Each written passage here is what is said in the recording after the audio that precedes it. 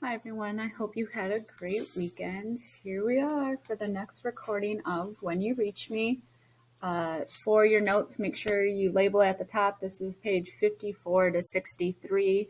If I see you on Monday, this will be Monday's date 2/1/21, or Tuesday, just simply put it as 2/2/21. Make sure to take notes because that will help you with your journal. And make sure you're communicating and emailing your buddy to make sure that you guys are getting things done. All right, here we go. When you reach me. Things that smell. Let me zoom in so you guys can follow along. For a long time, Colin was just this short kid who seemed to end up in my class every year. In third grade, he and I spent about a week convincing Alice Evans that Velveur, I can't say that word, fake velvet, oh my gosh, was a kind of animal fur, and she always refused to wear it for the rest of the year. But aside from that, we had never hung out together. I'd seen him with his skateboard in the park a few times, and he always let me have a turn on it, but that was all. And then suddenly he was everywhere. He came downstairs with me and Anne Marie at lunch, or yelled, "Hold up," and walked to Broadway with us after school to get drinks at Jimmy's sandwich shop. It was Colin who had the idea to ask Jimmy for a job. I'm pretty sure he was kidding. Colin was always saying weird stuff to people that made you partly proud to know him and partly wish you weren't standing next to him. Attention seeking is what Mom would call him. "Hey," Colin said to Jimmy after school one day in the beginning of November, "when we were paying for our Cokes, you're always alone in here. How about talking to the owner about giving us jobs?" "I'm the owner," Jimmy said. "And who's us?" It was me, Anne Marie, and Colin standing there. "Us," Colin said. "We could work after school." Jimmy grabbed a pickle chunk out of the setup tray, which I didn't know the name of yet, and tossed it into his mouth. "I don't need help that late. What about when I open up?" "We have lunch at 10:45, Colin said. "A stupidly early lunch. At our school, the older you get, the stupider your lunch period." Jimmy nodded. "That works." I didn't think Jimmy was serious, but Colin said we should show up at lunchtime the next day just in case. And it turned out he was serious. The three of us worked during lunch for the rest of the week. We washed a lot of greasy plastic trays, weighed piles of sliced meat, which is as gross as it sounds, stacked up sodas in the refrigerated case, cut tomatoes, and did whatever else Jimmy said to do. I guess it's obvious that Jimmy was kind of weird because no normal person would have given 40-minute a day jobs to three sixth graders. On our first day, Jimmy spent about 5 entire minutes pointing to a plastic bank shaped like Fred Flintstone that he had up on the shelf in the back room. "Never touch the bank," he said. Never. Jimmy's weirdness out to Anne Marie, she said, "Yeah, but he's nice weird, not creepy weird."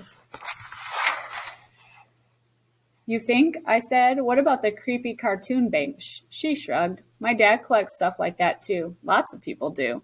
It turned out that Jimmy didn't intend to pay us any money. Instead, he let us each pick a soda from the refrigerator and made a sandwich from the stuff in the setup tray on the counter. The setup tray was just lettuce, tomato, onions, American cheese, Swiss cheese, and pickles. The other food, sliced turkey, ham, roast beef, and salami, a big tub of tuna salad, and meatballs was in a plug-in pot, was off limits. Every day, we took our cheese sandwiches back to school and ate them at our desk during silent reading period. I sat next to Alice Evans, who never complained about anything, and Anne Marie sat next to Jay Stringer, who was oblivious to the world when he was reading. But Colin sat next to Julia. "Mr. Tompkin," Julia said on the Friday from our first week at Jimmy's, "Colin is eating his lunch at his desk again, and I despise the smell of pickles." Mr. Tompkin looked up over the top of his book, adjusted his toothbook, and said, "Try breathing through your mouth." So that kind of has a connection, like she said that she despises the smell of pickles. Is there any kind of smell that you smell and you instantly like want to like barf, or you like gives you a headache? Things you don't forget.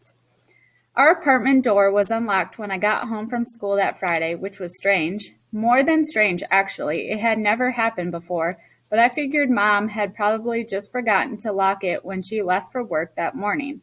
It sounds stupid now that I say it, but that's what I thought. Once I was inside, though, I had this sudden fear that I wasn't alone in the apartment. I dropped my knapsack in the hall and ran down to Sal's. He came to the door, but opened it just enough to squeeze his body in the crack.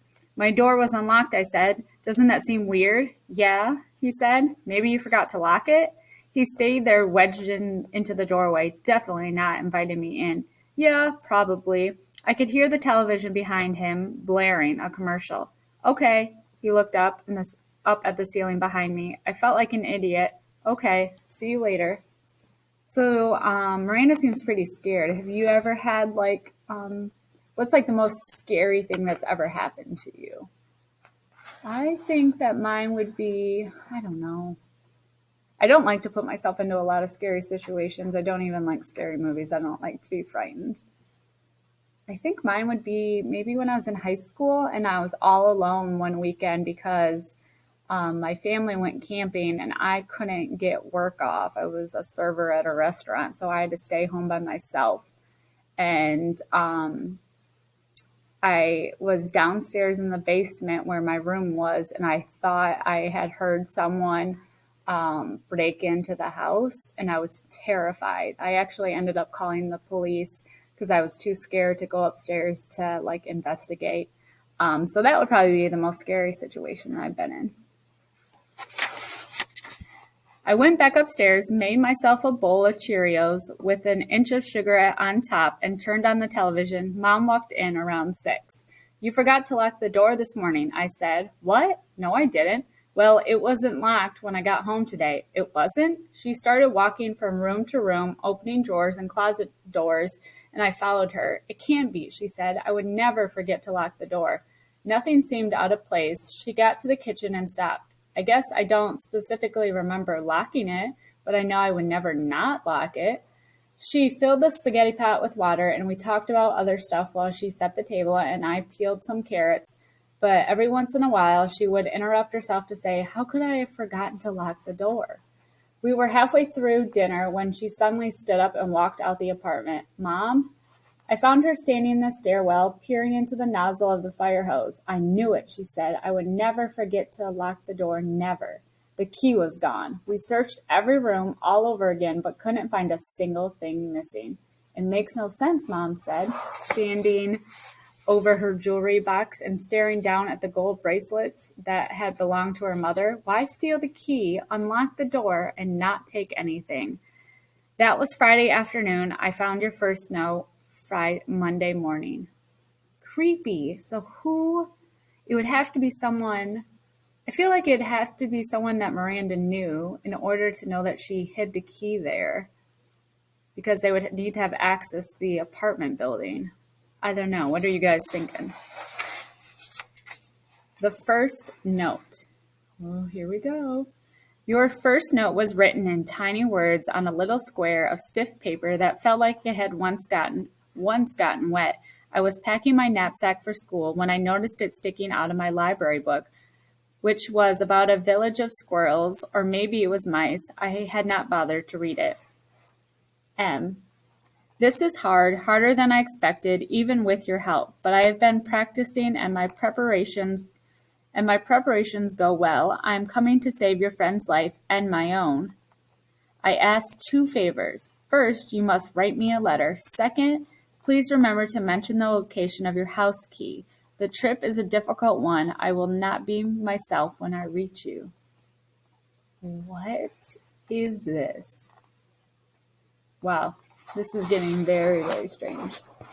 I was freaked. Mom was freaked. She took the morning off and had the locks changed, even though she said that M could be anyone, that this had nothing to do with our missing key, and that the note could have been stuck in the book by anyone years ago probably, and we'd never know why. Isn't it weird, though? I said our key was just stolen on Friday, and now on Monday we find a note asking where our key is. It is weird, Mom said. She put her hands on her hips. But if you think about it, one thing really can't have anything to do with the other. Someone with the key wouldn't have to ask where the key is. It makes no sense. She was right, of course. It was backward. But somewhere in my head, a tiny bell started ringing. I didn't even notice it at first. Well, I have no bells ringing. I have no idea who left the note. All right, make some predictions in your journal because I'm not sure what's going on. And it was sticking out of her library book, so maybe it's someone from her school. I don't know, guys. All right, so we are going to stop there. Or are we not? Hold on. Am I reading one more chapter? Sorry. Yep, I'm reading one more chapter. Sorry. Things on a slant. Our second week, Jimmy said we could start serving customers, but first you have to learn the V cut, he told us. Very important. Except he said very important. Stretched his eyelids back with 2 fingers and bowed down low. It was the classic fake Chinese act. I had never seen a grown-up do it before. If Mom had been there, she would have whacked him on the head with a plastic tray. The V what? Colin said. The V cut was Jimmy's special way of cutting the sandwich rolls, always a 45-degree angle, he said. He was very serious about it, sawing down one side of the roll and then carefully sliding the knife out and inserting it on the other side. The top of the bread was supposed to lift off in a perfect V, which was why Jimmy called it the V cut. He gave us each a roll and watched while we tried it. Anne-Marie's was perfect. Colin's was passable. Mine was a disaster. When I lifted the top off, flaps of bread guts were hanging down, and Jimmy said it looked unappealing. You can use that for your own sandwich, he said, making a face on my shredded roll. Try again tomorrow. So Aunt Marie and Colin got to put on aprons, stand behind the counter, and help customers while I counted the bread order in the back and went to the A&P for napkins. Aunt Marie said later that Jimmy should talk. He looked unappealing in his stretched-out white T-shirt with yellow underarm stains. That made me feel a little better, but not much. As soon as Colin got his apron on, Jimmy started calling him Lady. Hey, lady, get some more mayo on there. Hey, lady, pass me those trays. Colin just laughed, which is how Colin is.